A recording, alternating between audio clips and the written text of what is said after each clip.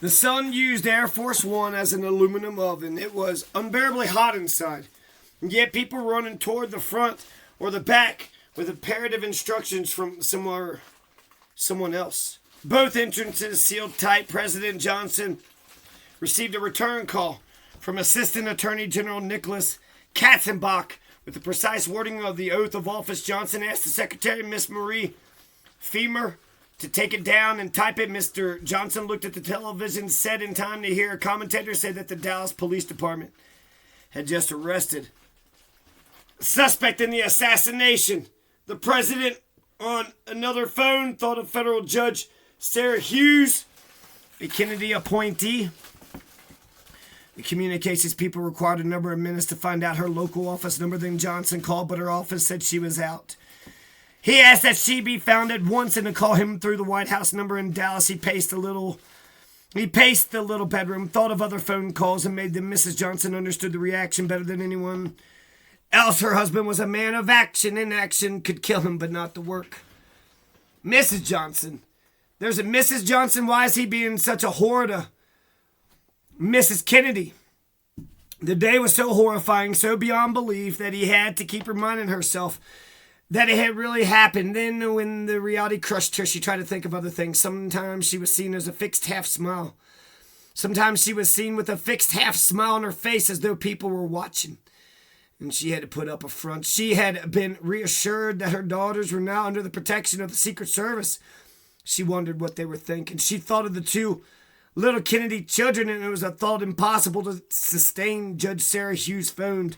Johnson briefly explained the tragedy, asked if she could come right out to Love Field. He would send Secret Service agents to escort her. No, the judge said. She knew quicker ways of getting to the airport than the White House detail, and she would be there in 10 minutes. That would bring her to Air Force One by 2:20. The president said to police, hurry, that they desired to take off for Washington. He hung up and told Agent Youngblood to radio clearance for the judge. She would be along in a few minutes. Check on the location of Mrs. Kennedy, too. Johnson said, let me know when she will arrive. Ooh. Fritz could hear the noise from the corridor, and he asked two of his detectives to tell the newsmen to hold the noise down. And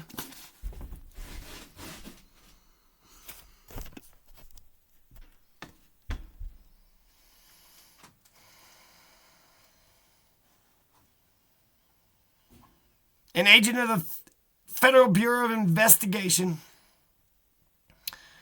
a.k.a. the FBI, James Bookhout, phoned his office in Dallas and said that a suspect in the Tippit killing had been picked up. His name was Lee Harvey Oswald. In the office, Agent James Hosty was still running through the old files, trying to dig up anyone who might be a suspect in the assassination. When he heard the name Oswald, he felt the chill that comes to all law officers who find themselves on the wrong end of a gigantic surprise.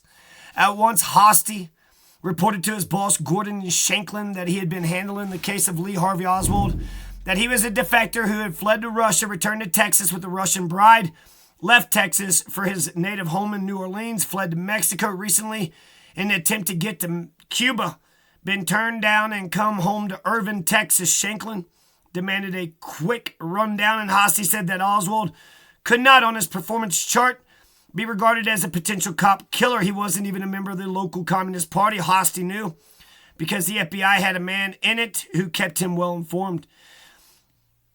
Shankly got on the phone. He spoke to Will Fritz again. He offered the services and facilities of the FBI in Dallas and in Washington to the Dallas Police Department. He also asked if he could send in Agent Jim Hosty as the Bureau representative to listen in on the interrogation of the prisoner. The FBI knew a little about Oswald.